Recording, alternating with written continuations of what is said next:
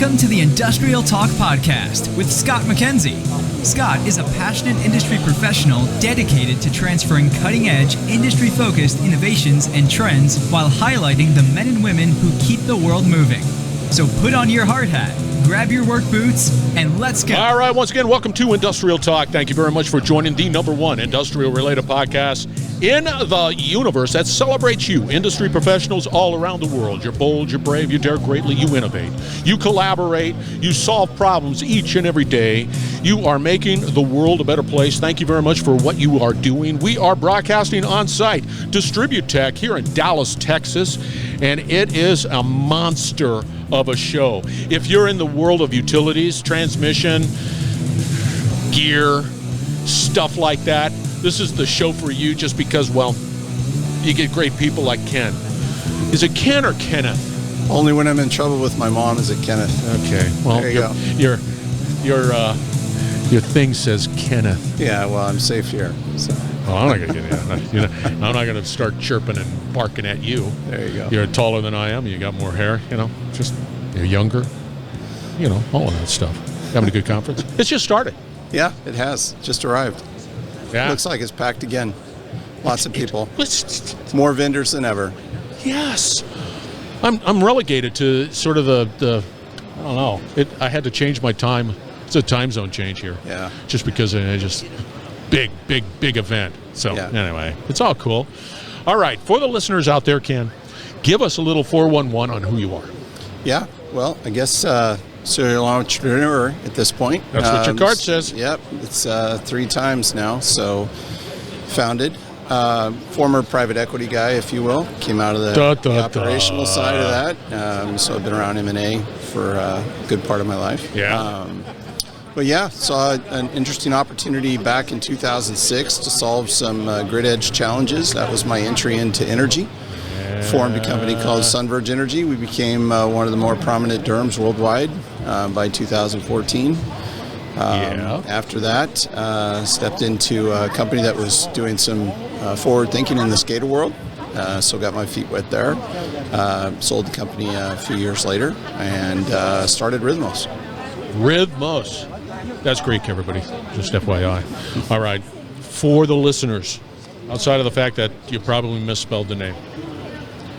RHYTH. There you go. MOS. I'm looking at his car and I still misspelled it. Yeah. That's the kind of guy that you're hanging out with right now. Take us through a little bit about what that means. Well, I guess we saw an interesting opportunity, having been playing around the grid edge space for a number of years. One of the untapped areas. I have to back up. Grid edge. Grid Just edge. Define that. Right at the meter. Right at the meter at a place of business or a place of residence. Okay. Grid edge technologies is a broad term that's come in fashion in the last few years. It can refer to things that are below the meter, so electric vehicles, solar, storage, thermostats, or it can be above the meter, such as service transformers. And given that description, we saw an interesting opportunity. So first and foremost, you have the new growth in load due to electric vehicles. That, by definition, if forecasts hold true, will be a magnitude or greater than what we saw in solar, rooftop solar, back in the early 2010s. But it's coupled with the fact that the electrification of everything is driving an enormous amount of load growth on the distribution grid. I don't know how. Being a recovering journeyman transmission lineman, I'm very linear in my thinking when it comes to power generation, and the delivery of that power. I've got a centralized power solution, transmission, substations, distribution, so on, and to the end consumer, whomever it might be. This whole distributed energy. And if I was a system operator, I don't know how you do it. It's a challenge. I don't. It's a bi-directional challenge that all utilities have started to wrap their head around. And 10 years ago, or 15 years ago, it was a big challenge. Today, it's becoming less so because of automation, because of AI, because of machine learning. All of those technologies are enabling the system planner the distribution operator, the programs group within a utility to have better forecastability, a better understanding of the assets on their grid. But one of the big challenges that we saw, frankly, was with all this new load growth, utilities, which is our primary customer, struggled with visibility below the substation. Like there's a tremendous amount of machine learning technology, DERMS, ADMS, that really helps solve for the central operation down to the substation. And there are some that focus on feeder as well. But for the most part, it starts to go, I'll use the phrase blind. There's a lack of visibility, at least granular visibility, at the service transformer level. And if you look at the since COVID, basically, service transformers have quadrupled in cost, have lead times that now they're are ridiculous. 16 weeks historically to now 172 weeks. Yeah. And so there's a great challenge when you couple that with this kind of on-flux of new load, right? It's coming at a pace that's driven not by utilities. I'm sorry. We're doing. How about them apples? Look at you. You're just you're disrupting an ongoing #1 industrially related podcast. And you know I would do that. Yeah, absolutely. You look fantastic. Shut the front door. Sorry about that. That's all right. That's all right. Continue. I haven't seen him in years. Yeah, no. So we saw, like I said, an opportunity to help build an enabling platform, really, that brought granular visibility for the utilities to the load that's impacting both spatially, so geographically, right, and temporally over time. That how is that load impacting those transformers specific to that asset nameplate rating, right? So in doing so, if we could use machine learning, advanced algorithm, a little bit of AI, then we could optimize that load, spread it like peanut butter over a broader period of time, so that you could have greater adoption of whatever smart device or electric vehicle below the meter, DER, right, distributed energy resource, and not have it overload that asset prematurely, right? So our platform serves as a technology that helps planners, but it also serves as an operational element. We actually create a dynamic operating envelope on the distribution network that the utility can signal into. Yeah. And from there, then have greater granular visibility on those assets that are connecting onto the grid. It sounds great. Don't get me wrong. I think it's fantastic, and it requires that level of sophistication to be able to manage that real time demand, load, whatever it is. So you're able to take your solution, your edge, your grid edge, and be able to communicate with the system operator. How difficult is the setup? How do you? I mean, I get it. Let's say I have my car and it's charging and now it's discharging and it's doing whatever it needs to do. I need to have that ability to be able to sort of also communicate. How quickly does your solution set up? Yeah, so we saw an interesting opportunity in the market where the majority of the technologies required telematics or a custom API to integrate a vehicle or a downstream technology onto the distribution grid.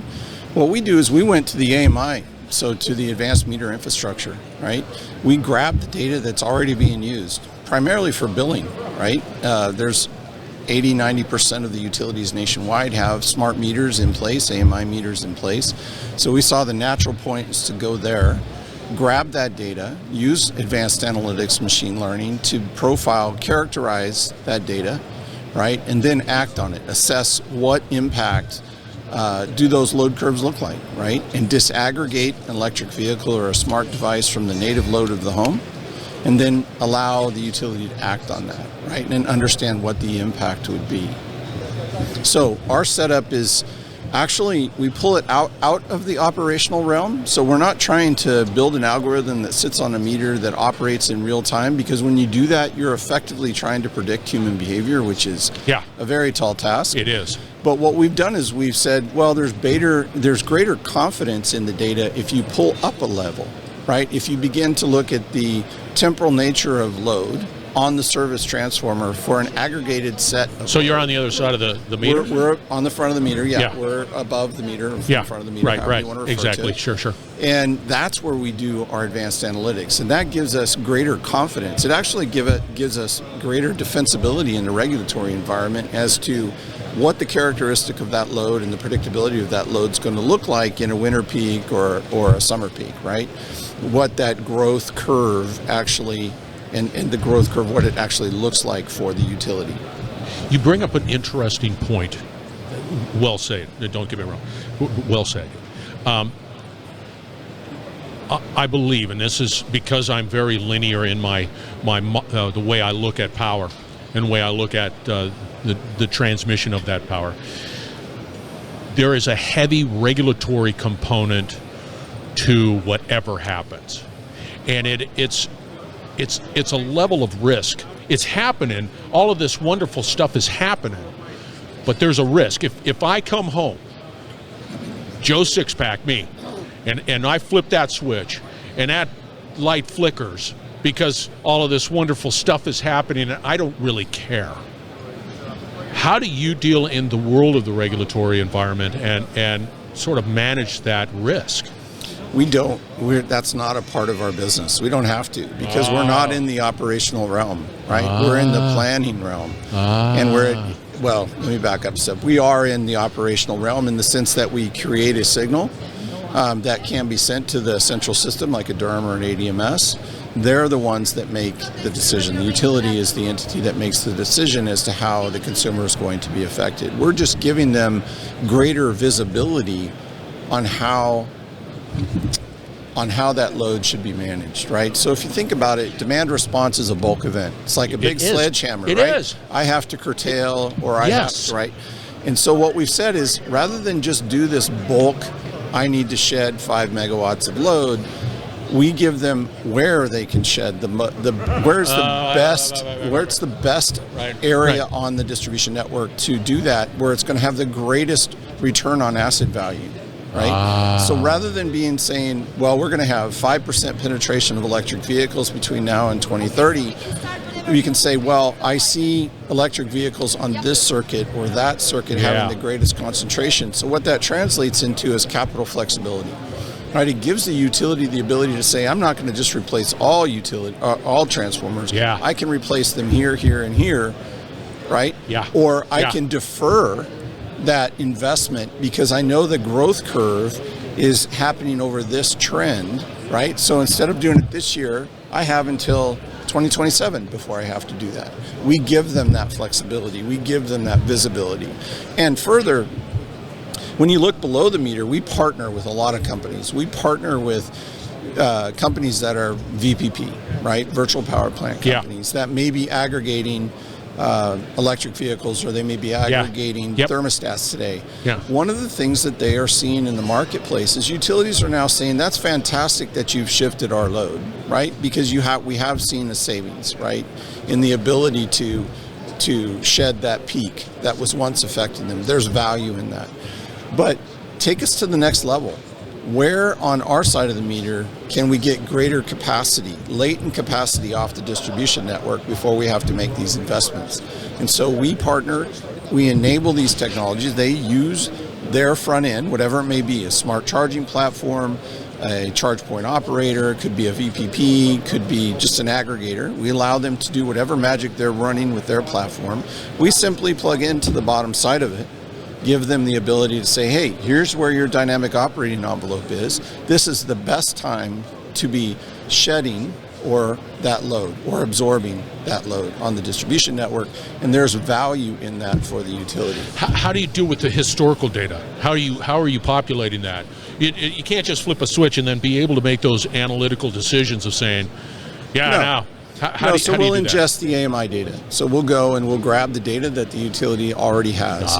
We'll then characterize that data. We'll disaggregate that data from the native load of the home, and then we'll look at what that load impact is on specific assets on the distribution network. Where do you see it going? What's your future hat look like? I mean, we're still at the beginning of this. I mean, absolutely. I think so much. Yeah, I think AI will. It's a buzzword in a lot of ways in the utility sector, but I'm glossing over FYI. It will continue to play an even more important role, and especially around forecasting. But it also, machine learning and the technologies, the cloud-based technologies like ours, will further enable utilities to be more efficient in the way in which they get data. It will help their marketing programs and their program groups to have greater adoptability. We talk about electric vehicles because, well, at least up until the inauguration, there was a big push. That's yet to be determined how that will play out. But I think consumer demand for electric vehicles will continue. A lot of those initiatives are driven at the state level, and I think that train's already left the station in a lot of ways. Yep.